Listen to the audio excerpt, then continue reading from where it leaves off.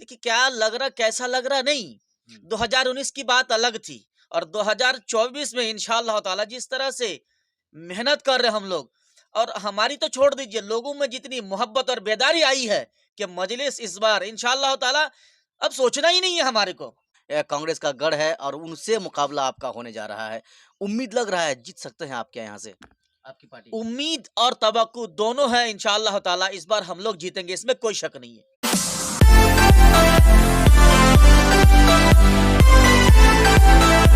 अस्सलाम वालेकुम दोस्तों, आप सभी साथियों का फिर से एक बार स्वागत है हमारे इस चैनल में।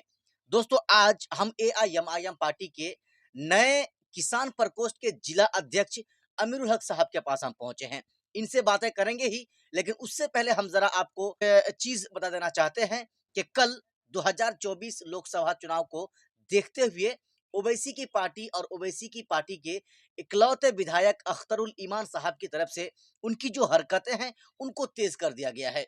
कल जिला स्तरीय एक बहुत बड़ा स्थानीय यानी किशनगंज जिले के कजला मनी में एक बहुत बड़ा प्रोग्राम किया गया और वहां पर कई शख्सों को जिला स्तरीय जिम्मेदारी दी गई और बहुत सारे लोगों को प्रखंड लेवल की भी जिम्मेदारी वहां पर दिया गया। चलिए हम बातों का सिलसिला को शुरू करते हैं। सबसे पहले अमरुल हक जी, आपका बहुत बहुत स्वागत है हमारे इस चैनल में। आपका भी बहुत-बहुत शुक्रिया कि आपने अपने कीमती वक़्त को निकाला और इस नाचीज़ से बात करने की कोशिश करी। पिछले आप 8-10 साल से एमआईएम के साथ जुड़े हुए थे और कल अचानक आपको जिला स्तरीय एक जो है जिम्मेदारी दी गई।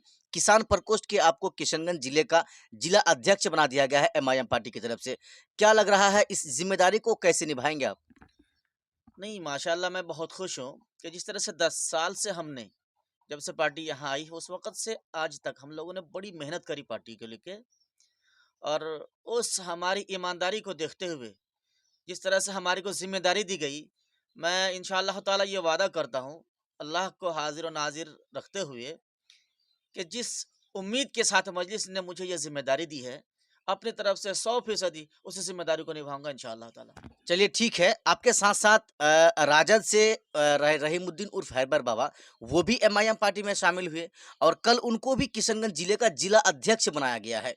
इसको आप कैसे किस नज़रिए से देख रहे हैं बताइए? नहीं, माशाअल्लाह मैं बहुत खुश हुआ और हमारी पार्टी की मकबूलियत इतनी ज़्यादा बढ़ गई है, लोगों के दिलों में इतनी ज़्यादा मोहब्बत है इस पार्टी को लेके कि वो पार्टी बिहार सरकार में होते हुए भी अगर उसके लोग हमारे साथ आते हैं, तो अल्लाहू अकबर आप समझ सकते हैं कि इस पार्टी की मकबूलियत क्या है। और सबसे बड़ी बात ये है कि इस पार्टी में आने के बाद लोग खुशी का इज़हार करते हैं। इस पार्टी में आने के बाद लोगों को लगता है कि नहीं मैं हमेशा सच्चे इंसान के साथ हूँ, मज़लूमों की हिमायत करने के साथ है और जहाँ भी ज़ुल्म होता है ज़ालिमों को कुचलने का काम करती है ये पार्टी। चलिए एक सवाल हम आपको ये भी करना चाहेंगे। 2020 में जब विधानसभा का चुनाव हुआ था, उसमें ठाकुरगंज से ओवैसी की पार्टी को हार का सामना करना पड़ा था और ये हैबर बाबा क्योंकि अपने क्षेत्र में ठाकुरगंज ही नहीं बल्कि पूरे किशनगंज जिले में एक चर्चित चेहरा है और उनको लेकर आप क्या कहना चाहेंगे? 24 में उनकी पार्टी में आ जाने के बाद मजबूती मिली है, ठाकुरगंज में क्या रिजल्ट रहेगा बताइए? नहीं, अल्हम्दुलिल्लाह बहुत ज़्यादा मजबूती हमारे को मिलेगी क्योंकि वो शख्स हैं ही ऐसे कि वो किसी तारीफ़ के मोहताज है नहीं। अल्लाह ने उनको अंदाज़ दिया, बोलने की सलाहियत दी है और मैं समझता हूँ कि वो बेबाकी के साथ अपनी बातों को रखते हैं और लोगों की दर्द को अपनी दर्द समझकर कहीं भी जाकर किसी भी मुहकमे से लड़ जाते हैं। चलिए किशनगंज जिला है जिसको हमेशा से कांग्रेस का गढ़ कहा जाता है और वाकई में पिछले 2019 लोकसभा चुनाव में पूरा बिहार बीजेपी के खाते में चला गया था। इकलौता यही सीट थी जो कांग्रेस के खाते में गई थी। क्या लग रहा है और उसी गढ़ में आप भी चुनाव लड़ेंगे? बोले तो एमआईएम अपनी पार्टी को से जो है चुनाव यहाँ पर लड़ाएगी अख्तरुल इमान साहब को। क्या लग रहा है, कैसा रहेगा मुकाबला बताइए? देखिए क्या लग रहा कैसा लग रहा नहीं। 2019 की बात अलग थी और 2024 में इंशाअल्लाह ताला जिस तरह से मेहनत कर रहे हम लोग और हमारी तो छोड़ दीजिए लोगों में जितनी मोहब्बत और बेदारी आई है कि मजलिस इस बार इंशाअल्लाह ताला अब सोचना ही नहीं है हमारे को।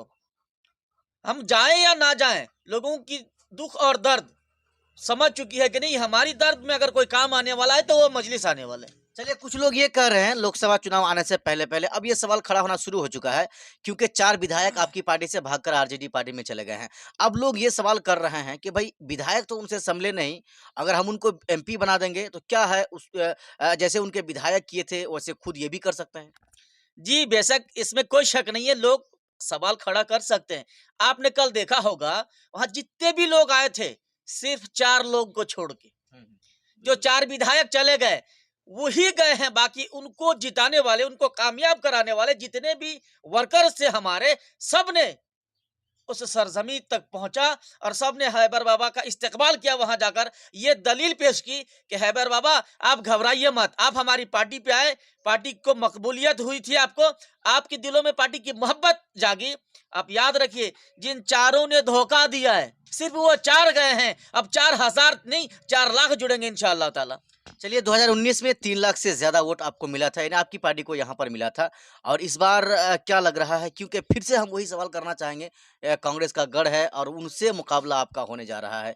उम्मीद लग रहा है जीत सकते हैं आप क्या यहाँ से? आपकी पार्टी? उम्मीद और तवक्कुल दोनों है इंशाअल्लाह ताला, इस बार हम लोग जीतेंगे, इसमें कोई शक नहीं है। अब गढ़ की बात, भाई वक़्त बदलते देर नहीं लगता।